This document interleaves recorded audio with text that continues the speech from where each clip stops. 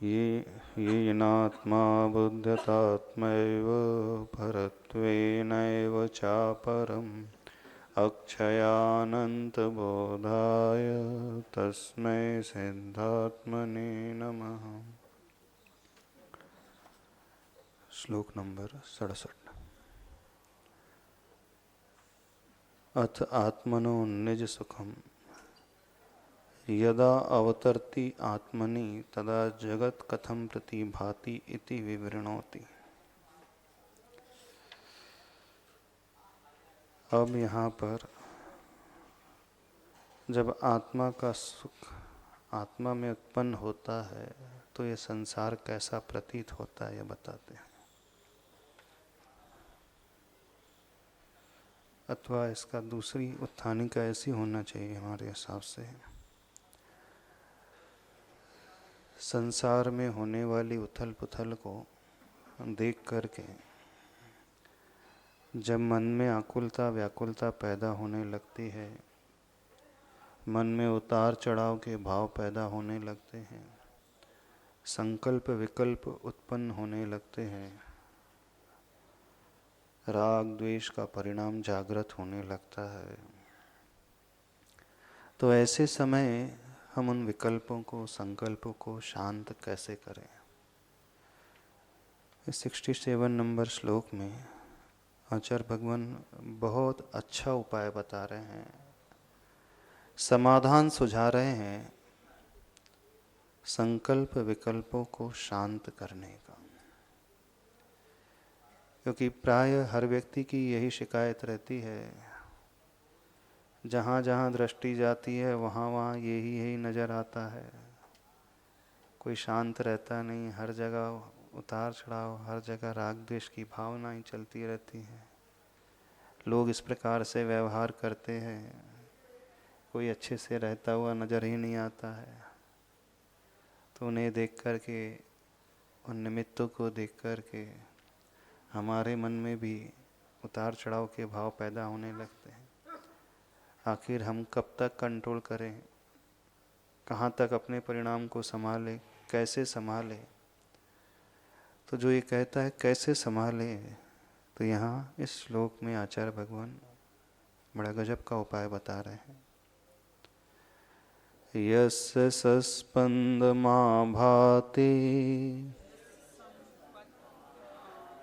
यस्य सस्पंदमा भाति, सस्पंद स्पंद सहित सस्पंद, यस्य सस्पंदमा भाति,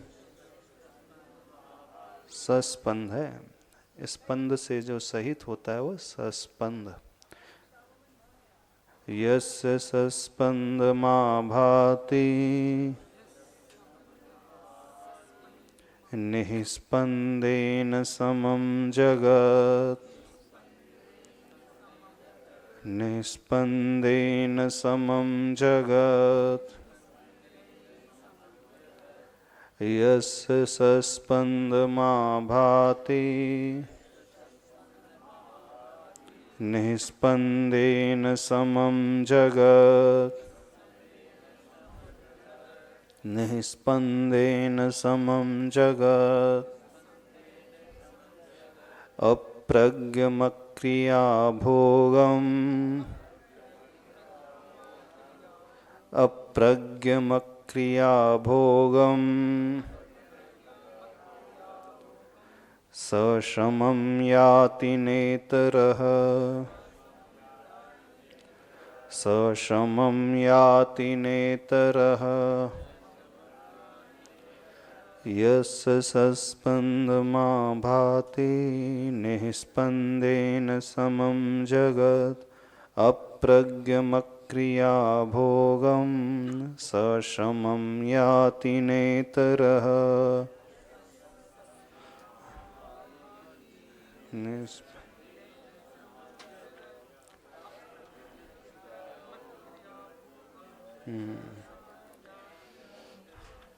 यस यानी जिसे, जिस व्यक्ति को सस्पंदम अर्थात स्पंदन सहित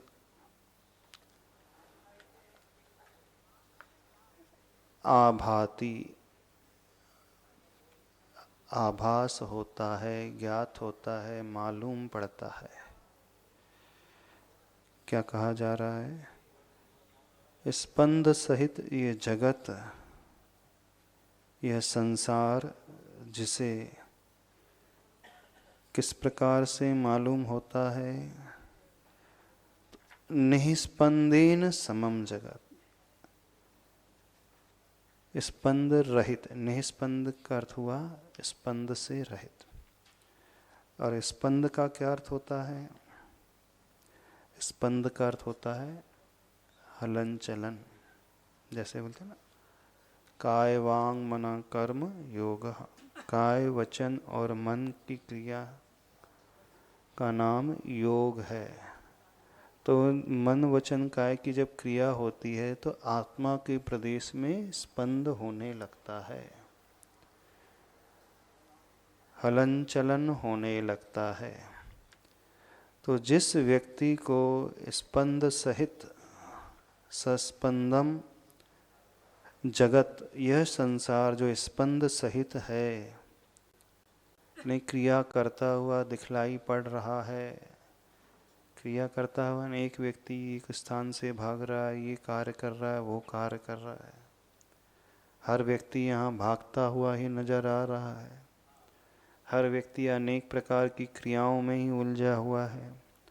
सवेरे से लेकर रात तक कोई कमा रहा है, कोई भोजन बना रहा है, कोई खा रहा है, कोई पी रहा है, कोई सो रहा है, कोई चल रहा है, कोई लिख रहा है, कोई जितनी भी एक्टिविटी जितनी भी होती हैं, क्योंकि कोई भी यहाँ शांत नहीं बैठा है। हर व्यक्ति कुछ ना कुछ कार्य कर ही रहा है। कार्य कर रहा है कि नहीं? शांत कौन बैठता है? अब आप कहोगे जब सोता तब तो शांत बैठ जाता है। नहीं, सोने में, सोना भी एक प्रकार की क्रिया ही है। जैसे बैठना एक क्रिया है, वैसे ही निद्रा लेना भी एक प्रकार की क्रिया है। जैसे भोजन करना एक क्रिया है, वैसे उपवास करना भी एक क्रिया है कि नहीं? यह व्यक्ति उपवास कर रहा है, क्रिया तो है, उपवास की क्रिया है। एक भोजन ग्रहण करने की क्रिया है और एक भोजन छोड़ने की क्रिया है। जैसे कार्य करना ही करना नहीं होता है, सोना भी एक करना तो होता है कार्य। तो दुनिया का कोई भी जीव यहाँ पर ऐसा नहीं है जो क्रिया ना कर रहा हो।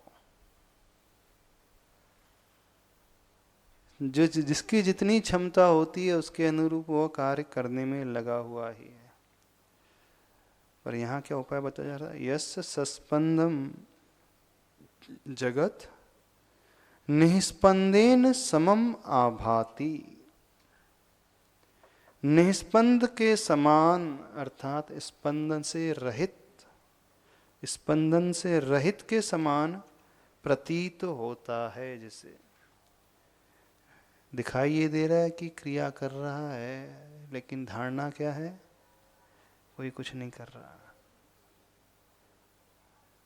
नजरों से तो ये नजर आ रहा है हाँ कि ये व्यक्ति चल रहा है, घूम रहा है, फिर रहा है, कर रहा है, खा रहा है, पी रहा है। चलता फिरता संसार जैसे रुका हुआ सा प्रतीत हो। और क्या प्रतीत हो? अप्रज्ञम, अक्रिया भोगम, प्रज्ञा से रहित, ज्ञान से रहित, क्रिया से रहित और भोग से रहित मालूम होता है। स वह जीव शमम, यानी कषायों के शमन भाव को, कषायों से रहित होता हुआ प्राप्त होता है। क्या अर्थ हुआ? जो इस संसार को कैसा देख रहा है? सब कुछ करते हुए भी जो जड़ की भांति देख रहा हो। क्रिया कौन नहीं करता है? जो जड़ वस्तु होती है वो एक स्थान में पड़ी है तो पड़ी रहती है, वो कोई क्रिया नहीं कर रही है। तो ज्ञानी जीव कैसा देख रहा है संसार को? है स्पंद सहित संसार को, इस जगत को कैसा देखता है? स्पंद रहित देख रहा है। और क्या देख रहा है? ज्ञान रहित देख रहा है। और कैसा देख रहा है? भोग रहित देख रहा है। स वह जीव सम भाव को प्राप्त होता है, न इतरह अन्य पुरुष नहीं इस प्रकार के भाव को प्राप्त होता है। अर्थात जो मुनिराज ध्यान में बैठ जाते हैं तो हलन चलन करते हुए संसार को, इस जगत को ठूंठ की भांति देख रहे हैं, पाषाण की भांति देखते हैं। अर्थात जो भी क्रिया बाहर से दिख रही है ये सब जड़ की क्रिया है, तो उसे विकल्प नहीं होता है, वो कषायों का शमन कर जाता है। कषायों का उद्रेक कब पैदा होता है? जब ये लगता है कि देखो वैसा कर रहा है, उसे ऐसा नहीं करना चाहिए, इसे ऐसा नहीं बोलना चाहिए, इसे ऐसे नहीं जीना चाहिए, इसे ऐसे नहीं खाना पीना चाहिए, इसे इस प्रकार से कार्य करना चाहिए। तो यहाँ विकल्प पैदा होने लगते हैं। लेकिन जो ज्ञानी होता है, सब जड़ है, क्या है, अपने अपने कर्म के कारण सब भाग रहे हैं। भागता हुआ भी संसार जिसे स्थिर प्रतीत होता है। अब हम इस पोल को देख रहे हैं, खंबे को देख रहे हैं, तो हमें विकल्प होता है? खड़ा है सो खड़ा। जिन पोल के ऊपर टीन शेड लगा हुआ है, तो इस पोल को देख करके, खंबे को देखकर कोई विकल्प होता है किसी को? नहीं होता। लेकिन सामने कोई व्यक्ति देखा हो तो विकल्प होने लगेगा। वो ऐसे क्यों बैठा है, ऐसे वस्त्र क्यों पहन करके बैठा है, वो सीधा क्यों नहीं बैठा है, वो सीधे तरीके से बात क्यों नहीं कर रहा है, उसे इस प्रकार से बात करना चाहिए। और ये जो ठूंठ की भांति जिससे ये संसार नजर आता है, तो कोई विकल्प ही नहीं होता है। अब ठूंठ खड़ा है, तो हमें कोई फर्क पड़ता है उसके खड़े रहने से? ठूंठ है तो खड़ा है, तो खड़ा है, उसमें क्या टेंशन लेना है?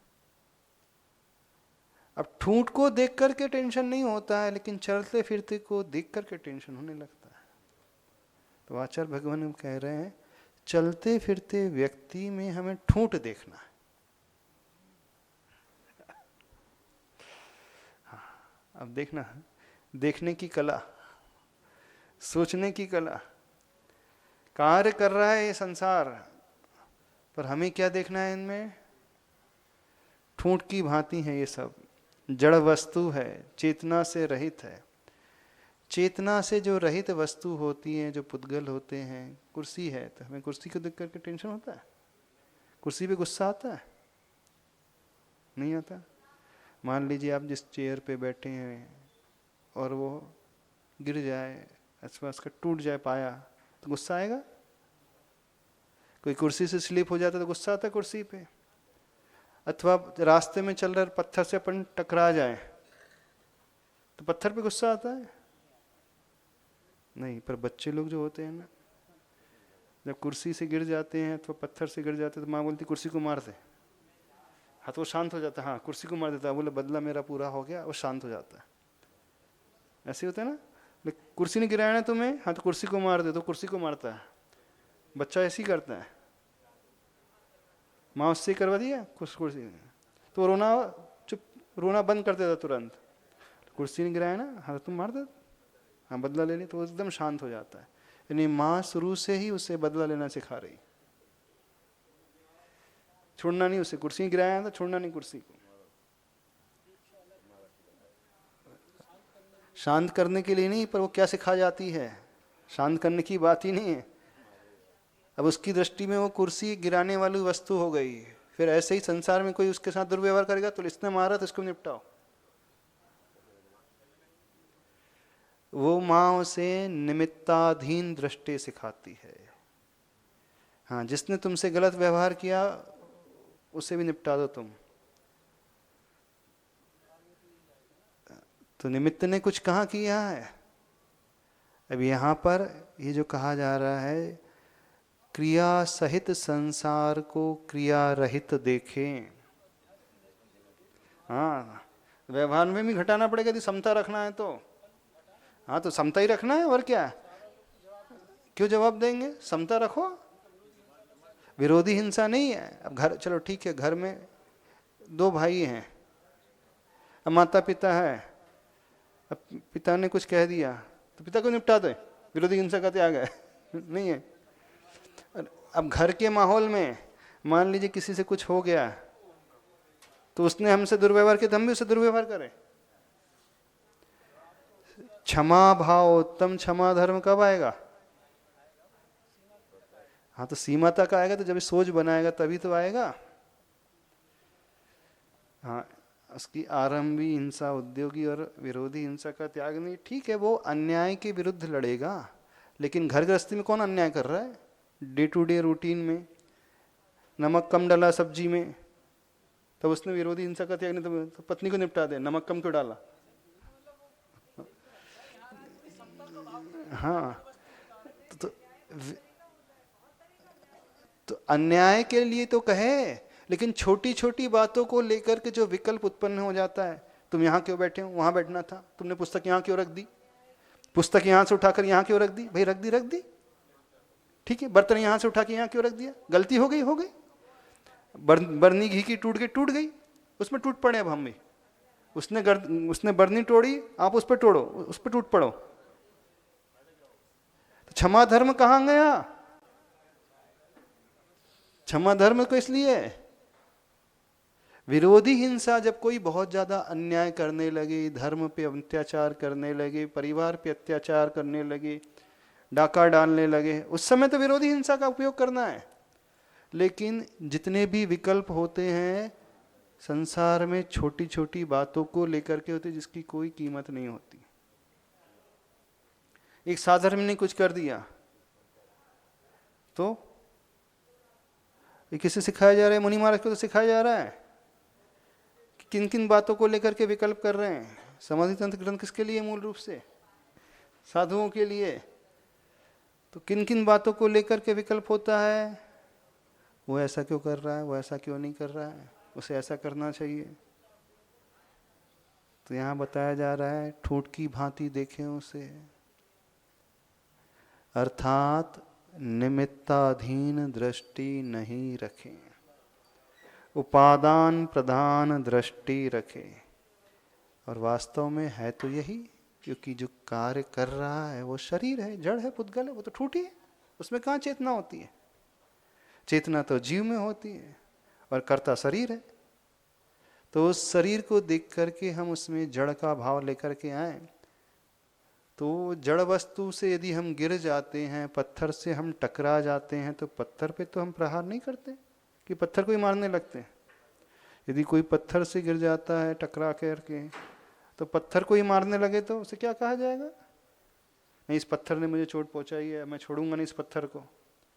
गलती पत्थर की कहाँ थी? गलती तो हमारी थी, जो हम देख करके नहीं चले थे। तो गलती उस व्यक्ति की कहाँ, उस निमित्त की कहाँ? गलती हमारे ही कर्म की है, हमने बांधा था, इस कारण निमित्त ऐसा मिला। यदि हमने ऐसा अशुभ कर्म नहीं बांधा होता तो वो अशुभ निमित्त नहीं मिलता। उसकी कहाँ से गलती हो गई? हमने उसके साथ पूर्व में कुछ दुर्व्यवहार किया था, इसलिए वर्तमान में वो हमारे साथ दुर्व्यवहार कर रहा है। तभी वह समभाव आ पाएगा, अन्यथा हमेशा प्रशम भाव को छोड़ करके वह उबलता ही रहेगा और समता को छोड़ करके विषमता में ही परिणत होता रहेगा। तो अनादिकाल से यही तो करते आया है संसारी जीव, निमित्त पर टूटता हुआ आया है, निमित्त को निपटाते रहा है। मैं छोड़ूंगा नहीं, उसी ने मुझसे ऐसा व्यवहार किया है, उसी ने मुझसे ऐसा कहा है।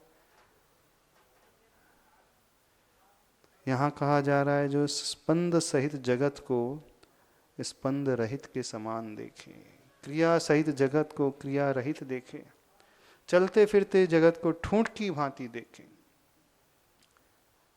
सब तरफ ठूंठ ही ठूंठ है, जैसे जंगल में ठूठ खड़े हैं, खेत में खड़े हैं, कोई विकल्प नहीं, खड़े हैं तो खड़े। ऐसे ही चलते फिरते मनुष्य को, जीवों को ठूठ की भांति देखें।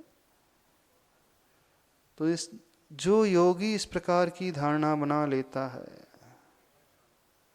वही सम भाव को प्राप्त हो सकता है। नहीं है तो विषम भाव में ही जाएगा वो। समता छूट जाएगी और विषमता आ जाएगी।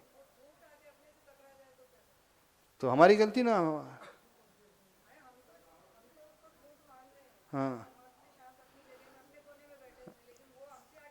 तो क्यों टकरा रहा है? पिछले भाव में हमने टकराया था, उसका हम टकराए थे, उससे इस कारण टकरा रहा है। बिल्कुल नहीं करें, तभी तो अध्यात्म आएगा। यही सोच के करते तो मुनिराज सहन करते हैं।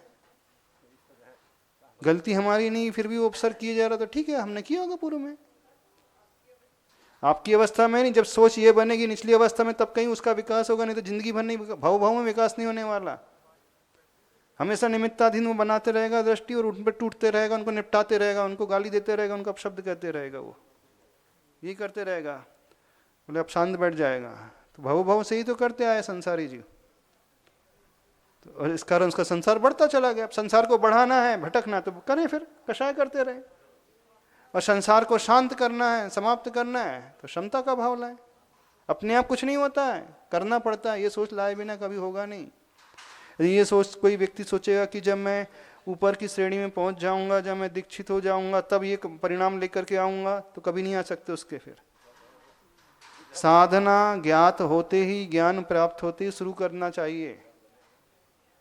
भले ही वो हमसे ऊपर की भूमिका में नहीं, वो निचली भूमिका में हम बैठे हुए हैं, वहीं से शुरू कर दें।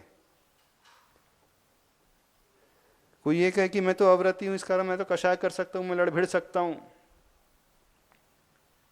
तो इसका कभी विकास नहीं होगा। फिर वो जीवन भर ऐसी, क्योंकि वो गलत को सिद्ध ठहरा रहा है, सही ठहरा रहा है। सम्यक दृष्टि जीव की ये पहचान होती है कि वह कुछ गलत भी करता तो अंदर से पछतावा उसके रहता है कि यार मुझसे गलती हो गई, नहीं करना था, फिर भी मैं भावुकता में बह करके कर दिया। वो कभी जस्टिफाई नहीं करेगा अपने कार्य को कि नहीं मैंने सही किया, ठीक से तरीके से निपटाया, उसको अब जीवन भर याद रखेगा। जो इसे जस्टिफाई कर रहा है, इसका मतलब उसका कभी विकास नहीं हो सकता। सम्यक दृष्टि की पहचान ये है ही नहीं। सम्यक दृष्टि से यदि गलती हो जाती तो पछताता है अंदर ही अंदर, वो उसे सही नहीं ठहराता। ये दोनों में जमीन आसमान का अंतर है। और जो उसे सही ठहराएगा तो और उसका पतन हो जाएगा नियम से। बहुत सारे लोग यही तर्क देते हैं, अभी हम तो अव्रती हैं, हम तो कर सकते हैं। तो कर सकते हैं, ठीक है, आरंभ हिंसा का त्याग नहीं है, विरोधी हिंसा का नहीं, उद्योगी हिंसा का नहीं है, पर कब करना है? जब सर से पानी ऊपर निकलने लगे, कोई रास्ता ना नजर आए, तब करना है। पहले तो विरोधी को भी समझाने का ही पुरुषार्थ किया जाता है, शत्रु को भी समझाने का पुरुषार्थ किया जाता है। पहला कदम तो ये है। कॉम्प्रोमाइज किया करने का पुरुषार्थ किया जाता है। फिर नहीं हो रहा है तो फिर अन्याय के विरुद्ध खड़े हो जाए। रामचंद्र जी ने पहले समझाने का पुरुषार्थ किया, बहुत बार उसे मैसेज दिए, छोड़ दो सीता को, छोड़ दो। जब नहीं माना तो फिर अंततोगत तो उठाना पड़ा। ऐसी महाभारत में कृष्ण जी ने 5 गांव मांग लिए। हाँ, 5 गांव में भी पांडव संतुष्ट हो जाएंगे। जब देखा कि व्यक्ति दुर्योधन इतने में भी झुकने के लिए तैयार नहीं है, तो फिर उन्होंने महाभारत लड़ा। तो जो धार्मिक व्यक्ति होता है, सामने वाले को एक मौका अवश्य देता है, ठीक है गलती हो गई, क्षमा मांग लो, स्वीकार लो, क्षमा कर।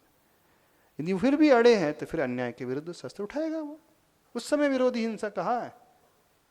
तो विरोधी हिंसा में भी पहले मौका दिया जाता उसे संभलने का। तब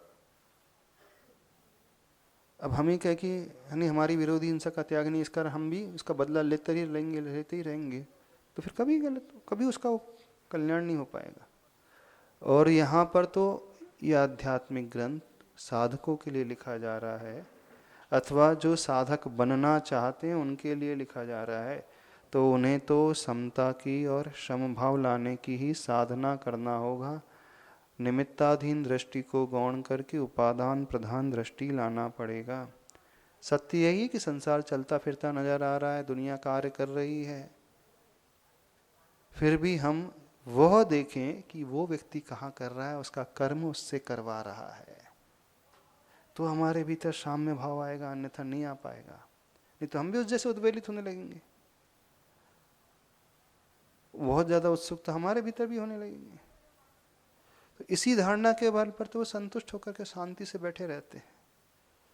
इसलिए कहा जाता है होता स्वयं जगत परिणाम, मैं पर का करता क्या काम। सारा संसार का जो परिणाम हो रहा है, जो परिणमन हो रहा है, अपने आप हो रहा है। हम क्या कर सकते हैं? हम उसे ज्यादा कुछ समझा भी नहीं सकते। उसका उपादान है तो ठीक है, वो कर रहा है। लेकिन इसका प्रयोग कब करना? जब पूरा पुरुषार्थ कर ले, उसके बाद नहीं समझ रहा है तो छोड़ दें उसे। पहले तो व्यवहार में उसे हम समझाने का पुरुषार्थ करेंगे, ये गलत है, ऐसा नहीं करना चाहिए, आपके योग्य नहीं है, आप जिस भूमिका में उस भूमिका के योग्य नहीं है। अथवा कोई अवृत्ति है तो उससे समझाएगा क्या गुरुओं के ऊपर, साधुओं के ऊपर, धर्मनिष्ठों के ऊपर उपसर्ग नहीं किया जाता है। व्यवहार में तो समझा जाएगा।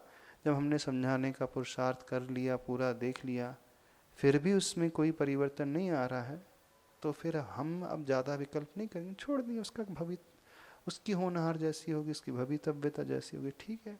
उसके तीव्र कर्म का उदय है तो उससे अब कोई नहीं समझा सकता। यह चिंतन की धारा वो लेकर के आते हैं, तब शांति आती है। तो इस कारण यहाँ पे कहा गया जिसको स्पंद सहित संसार स्पंद रहित, देखने में तो सरासर गलत है। जो स्पंद सहित है उसे हम स्पंद रहित कैसे देख सकते हैं? पर आचार्य भगवान करेंगे नहीं, देखो ज्ञान रहित देखो, और तो और ज्ञान से सहित है, वो जीव है, चल रहा है, फिर ये देखो जड़ देखो उसमें। और अक्रिया, क्रिया रहित देखो, क्रिया कर रहा है, घूम रहा है, फिर भी हम उसमें उसे कारण नहीं, क्रिया रहित देखो। अभोगम, भोग रहित देखो। ये कैसे भाव आएगा?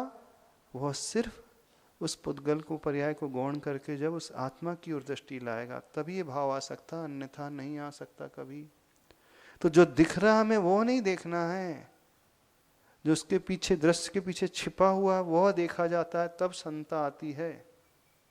जो दिख रहा है वही देखने में कौन सा बड़ा काम कर लिया? तो हर इंसान को नजर आ रहा है कि चल रहा है, ये कार्य कर रहा है, ये मार रहा है, ये खा रहा है, ये पी रहा है। उससे कल्याण नहीं होता है। वो पैनी दृष्टि लाना पड़ता है जो उस दृश्य के पीछे छिपा हुआ है। चलते हुए संसार को रुका हुआ देखें, ठूठ की भांति देखें। तो ठूठ को देख करके हमें कोई विकल्प पैदा नहीं होता, तो उस व्यक्ति को भी देख कर कोई विकल्प नहीं। तपस्या कर रहे हैं, शत्रु आ गया है, ठीक है, उसमें शत्रु नहीं देखेंगे, ये ठूठ है। कर्म के उदय से यदि उपसर्ग कर रहा है तो कर लेंगे, तो भी उपसर्ग करते हुए व्यक्ति को भी ठूठ की भांति देखेंगे। हाँ हाँ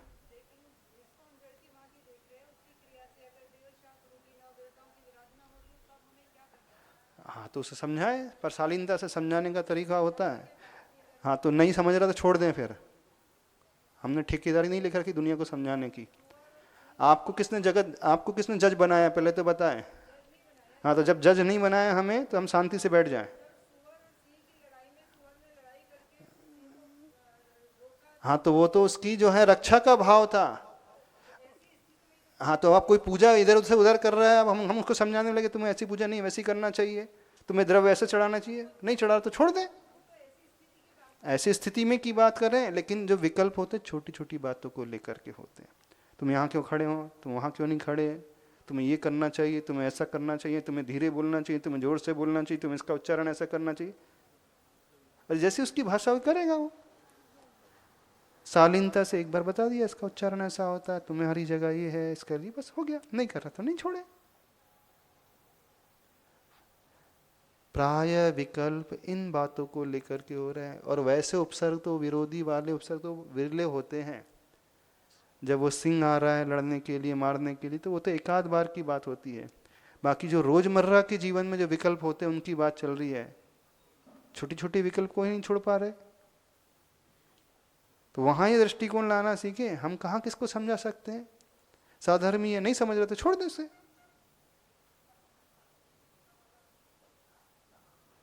हम मोक्ष मार्ग में आत्म कल्याण के लिए बड़े हैं, न कि पर कल्याण के लिए बढ़े। हाँ, आत्म कल्याण करते करते यदि पर कल्याण हो जाए तो कर लें, शक्ति हो तो। आद हिदव का अदव्वम जय सक्कम पर हिदम का अदव्वम, शक्ति है तो समझाता वही, समझा वही सकता है जो धैर्यवान होता है, पेशेंस जिसका होता है, जिसकी सहन शक्ति सुनने की होती है, वही समझाए, न तो न समझाए। नहीं है तो बात का और बतंगड़ बन जाएगा और विकल्प हो जाएंगे। समझाने का अर्थ है स्थितिकरण अंग।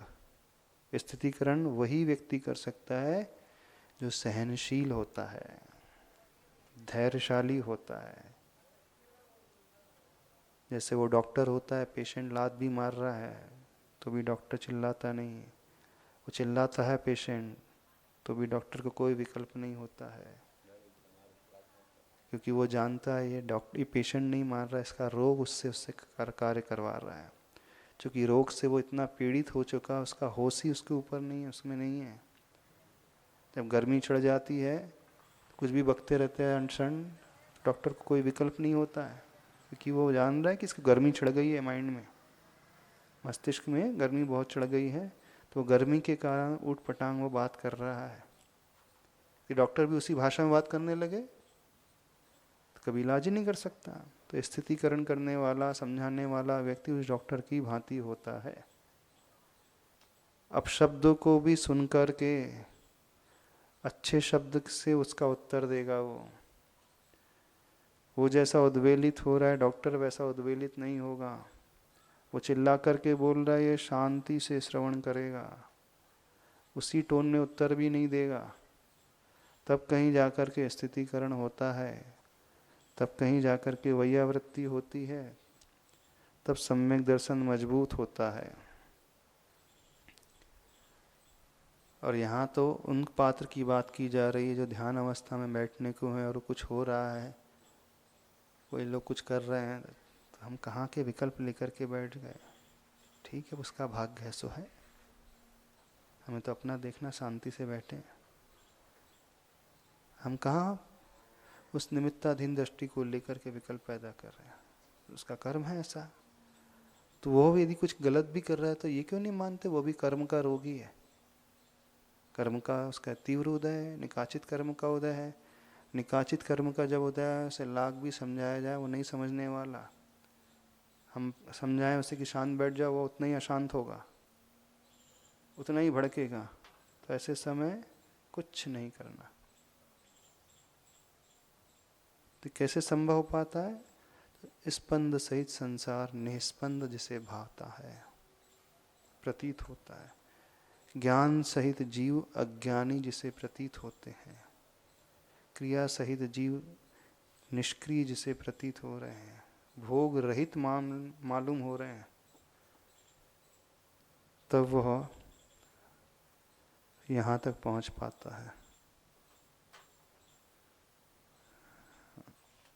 अच्छा श्री कहेंगे, जो आत्मचिंतन सदा करता नितांत, निस्पंद ही जग से दिखता प्रशांत, होता वही जिन अतः गत क्लांत विज्ञ, मोहि सदा दुख सहे बहिरात्म अज्ञ। जो सदा आत्मचिंतन करता है उसे इस जग संसार निष्पंद और प्रशांत नजर आता है, और ऐसा जीव ही जिन बन पाता है। क्लांत से, यानी उस क्लांत से ऊपर उठता हुआ, थकान से, विकल्पों से ऊपर उठता हुआ वही विज्ञ होता है। और जो ऐसा नहीं सोचता वो मोही जीव हमेशा दुख को ही सहन करने वाला माना जाता है, वही अज्ञानी बहिरात्मा जीव होता है। अगला श्लोक 68 में, प्रकृष्ट रूप से शांत प्रशांत कहलाता है। शांत तो एक सामान्य हो गया, प्रशांत जब कहें तो और उसकी शांतता में बढ़ोतरी हो गई और विकसित हो गई उसकी शांतता। एक सामान्य शांत, एक हो रहा है फर्स्ट डिवीजन और एक हो रहा है 100%। तो बस ऐसा है। एक हो रहा है टॉप, और टॉप में भी जो टॉपर है ऐसा, विशेष में भी और विशेष, यूनिक जो हो जाता है एकदम हट करके अलग।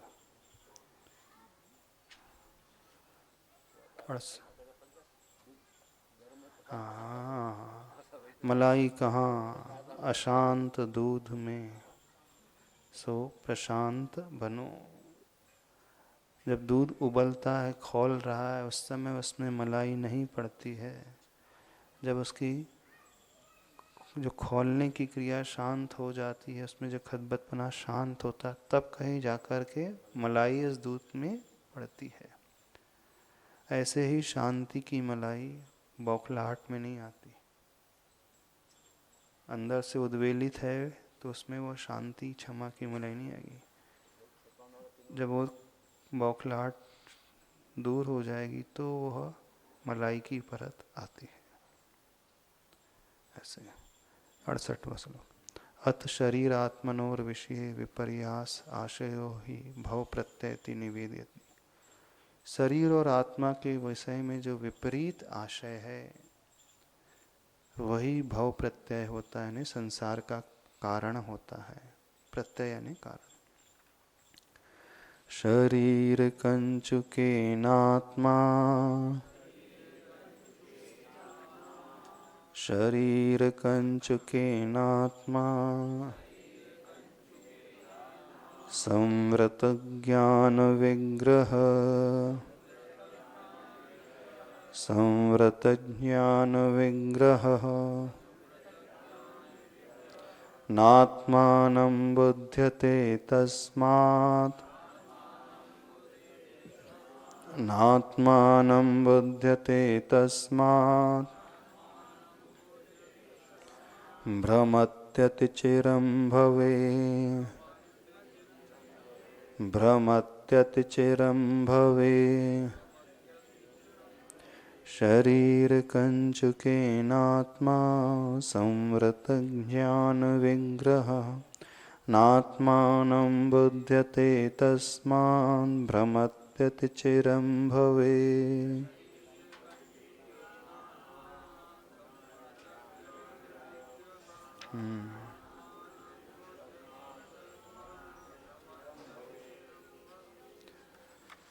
शरीर कंचुकेन, कंचुकेन का अर्थ होता है कांचली। जैसे सर्प के ऊपर कांचली होती है,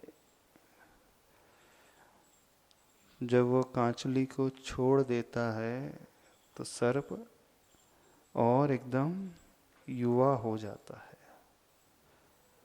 शरीर अलग होता है और उसकी कांचली अलग होती है, तो वो कांचली उसके शरीर को ढांकी हुई रहती है। झिल्ली जैसी एक परत होती है, ट्रांसपेरेंट।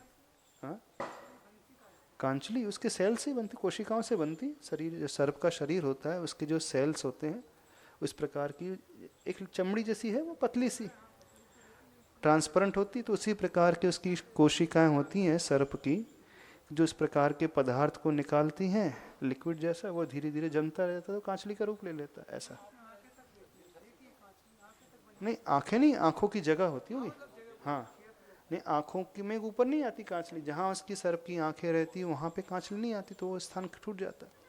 यानी उस जैसे अपने शरीर से पसीना निकलता है ना, तो ऐसे ही उस सर्प के शरीर से कुछ इस प्रकार का द्रव निकलता है, पर पसीना उड़ जाता है। तो पर वो उनका जो द्रव है उड़ता नहीं है, वो एक स्किन का रूप जैसा ले लेता है, ट्रांसपेरेंट जैसे। हाँ हाँ, वो पूरी एक प्रकार की, जैसे जैसे हमारे शरीर में जो चमड़ी होती है उसकी 7 लेयर होती, तो सर्प की विशेषता है उसकी जो अपर लेयर है वो कांचली की भांति हो जाती। बस यही है, तो चमड़ी है उसकी, वो ऊपर एकदम सुपरफिशियल लेयर है पर वो ट्रांसपेरेंट होती है। तो उसी की कोशिकाओं से बनती है, उसकी विशेषता, शरीर की विशेषता। नहीं, ट्रांसपेरेंट है वो। तो ट्रांसपेरेंट जैसे हमारे शरीर पे हम जैसे झिल्ली को कुछ भी पहन लगा लें तो जो अंदर है वही दिखेगा। तो ट्रांसपेरेंट है, जिस कारण जो नीचे की स्किन है जिस कलर की वही दिखती है। सभी सर्प में होती है। हाँ हाँ, उनकी वो स्किन ही इस प्रकार का, शरीर ही ऐसा। हाँ प्राय सभी में होती है ऐसा। तो उसका शरीर कांचली से जैसे ढका रहता है, ऐसे ही ज्ञान विग्रह संवृतः किससे ढका है? शरीर रूपी कांचली से ज्ञान रूपी शरीर ढका है। अब दो चीजें हैं यहाँ पे। शरीर को जो है कांचली की उपमा दी है, और जो जैसे सर्प का शरीर है वो ज्ञान है। अर्थात हमारी आत्मा में जो ज्ञान गुण है, तो ज्ञान को ही शरीर कहा गया। ज्ञान शरीरी त्रिविध मल, ऐसे बोलते ना, त्रिविध कर्म वर्जित, ऐसी कुछ बातें ना भक्ति। तो वहां पे ज्ञान शरीरी, शरीर कौन सा होता है सिद्धों का? ज्ञान को ही शरीर कहा है, शरीर की उपमा दी है। पर उनके शरीर, ज्ञान रूपी शरीर को ढांकने वाला कर्म नहीं होता है, और हमारे ज्ञान रूपी शरीर को ढांकने वाला कर्म होता है। कौन सा कर्म है? द्रव्य कर्म है, सूक्ष्म द्रव्य कर्म, और ये नो कर्म। भाव तो परिणाम हो गए। जो नो कर्म है ना, ये शरीर औदारिक शरीर है, और इस औदारिक शरीर का कारणभूत जो है कार्मण शरीर है। तो ये कार्मण शरीर और इस औदारिक रूपी नो कर्म शरीर ने ज्ञान रूपी शरीर को ढाक करके रखा है। तो ये शरीर ही कांचली हो गई है। तो हमारी आत्मा कैसी है? शरीर कंचुकेन ज्ञान विग्रह संवृता, शरीर रूपी कांचुली से जिसका ज्ञान रूपी शरीर ढका है। ऐसे न आत्मानं बुध्यते तस्मात् तस्मात् भ्रमति अति चिरम भवेत्। तो ये चिरकाल से, अति चिरकाल से भव भव में जो भ्रमण होता है, क्यों भ्रमण होता है? तस्मात्, इसलिए भ्रमण होता है। क्यों? आत्मानं न बुध्यते, वो अपनी आत्मा को जान नहीं पाता है, और शरीर को ही सब कुछ मानता है, इसलिए ये भ्रमण होता है। इसका हिंदी में अर्थ क्या निकला? शरीर रूपी कांचली से जिसका ज्ञान रूपी शरीर ढका है, वह आत्मा यानी वह जीव अपनी आत्मा को नहीं पहचान पाता। क्या मानता है? आज शरीर सो ही आत्मा है।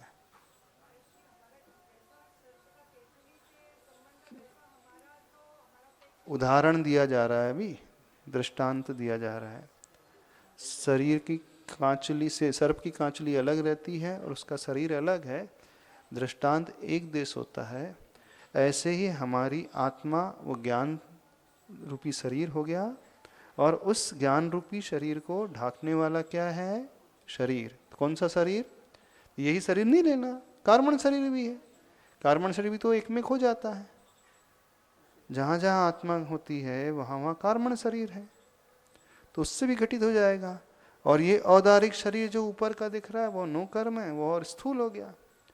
तो ये संसारी जीव जो है आज तक अपनी आत्मा को पहचान नहीं पाया, यह नहीं जान पाया कि मेरी आत्मा को इस शरीर रूपी कांचली ने ढाका हुआ है। इसीलिए चिरकाल तक वह भव भव में भ्रमण करता है।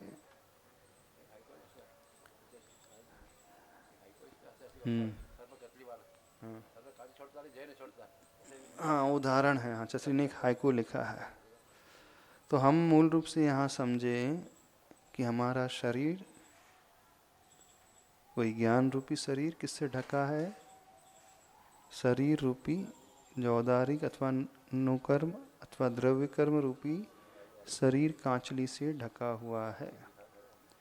तो हमें यह समझना है तो इस शरीर को ही हम आत्मा ना माने, क्योंकि आत्मा कभी नज़र नहीं आती है, वो हमेशा कवर की हुई है।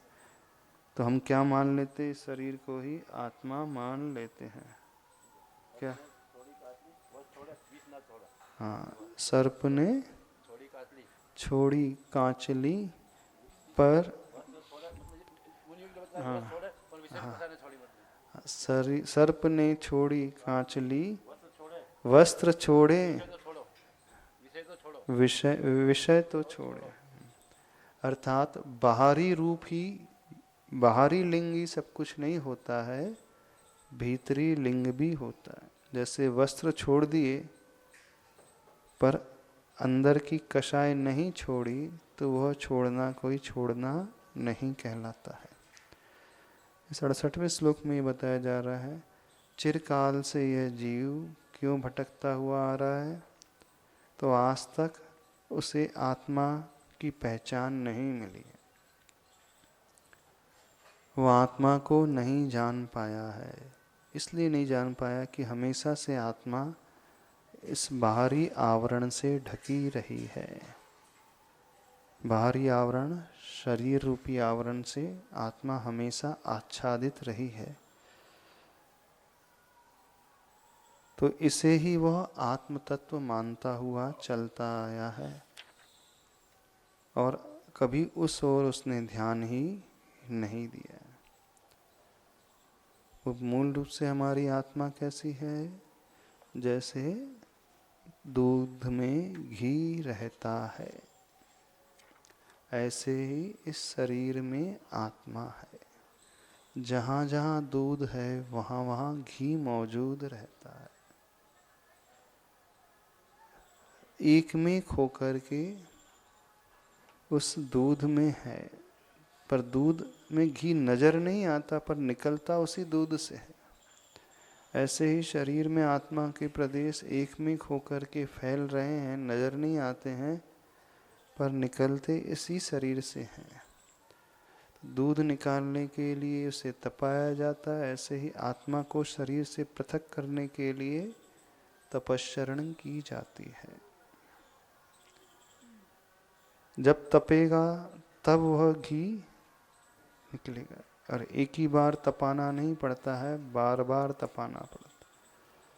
तपाना ही नहीं, फिर तपाने के पश्चात जमाना पड़ता है, खटाई मिलाना पड़ता है, यानी अपने उस मीठे स्वाद को छोड़ करके दूसरे स्वाद को प्राप्त करता है।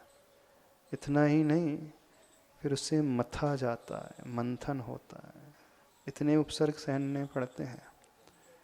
ऐसे ही हमें अपने उस स्वभाव को छोड़ना पड़ेगा, फिर मथा जाएगा, अर्थात उपसर्ग होंगे।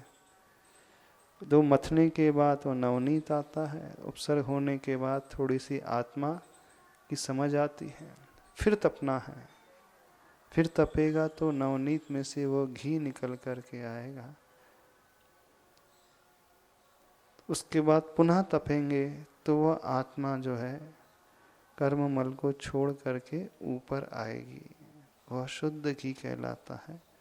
ऐसे ही हमारी आत्मा अभी इस शरीर में संश्लेष संबंध रूप मिली हुई है। दूध और घृत का संबंध कैसा है? संश्लेष संबंध है ना। क्यों? जहाँ जहाँ दूध की बूंद है, उस दूध की प्रत्येक बूंद में घी का अंश मौजूद है। पर्याय है तो अलग है, घी अलग है और दूध अलग है।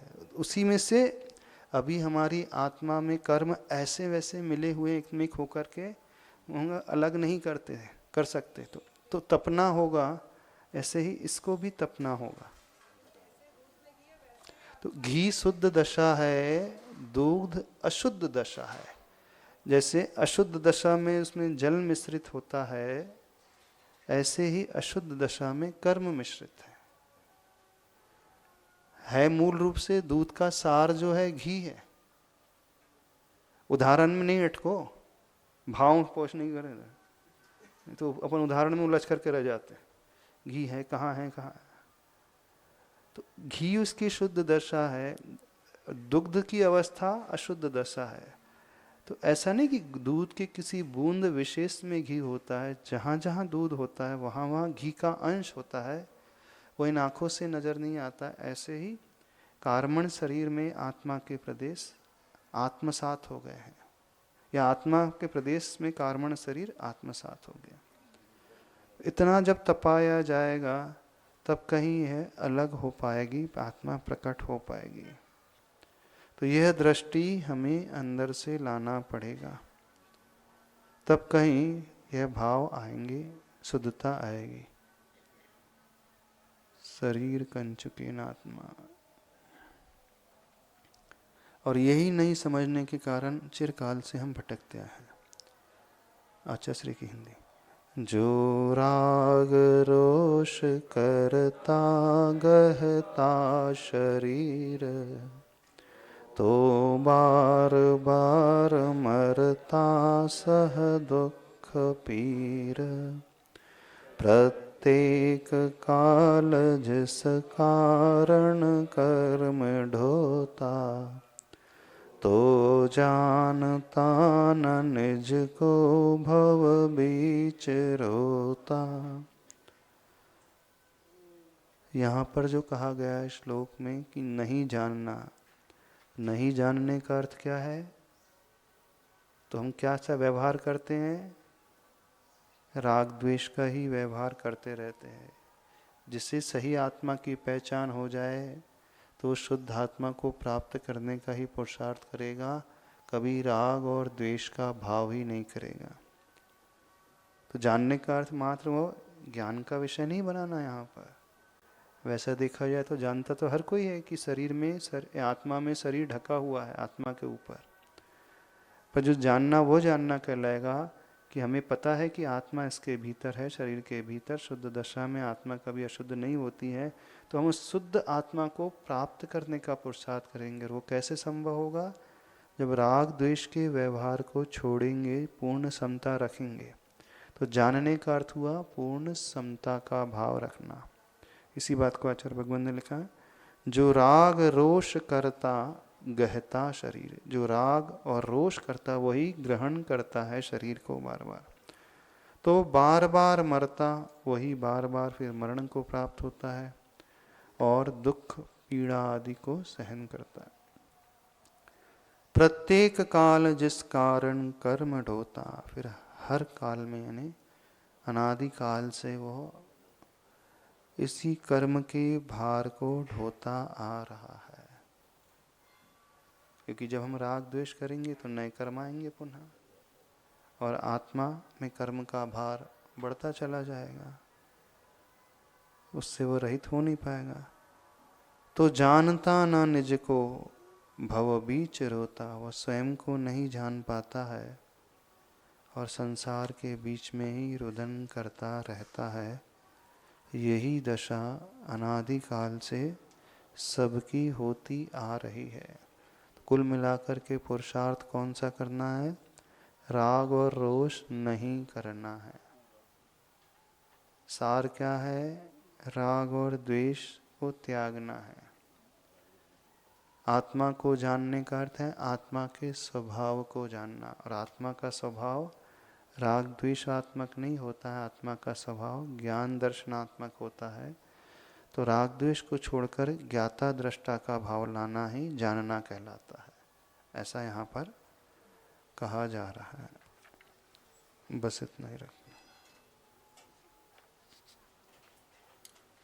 बोधि समाधि परिणाम सद्धि स्वात्मोपलब्धि शिव शौक सद्धि चिंतामणिम चिंतित वस्तुदान त्वां वंदमानस्मि।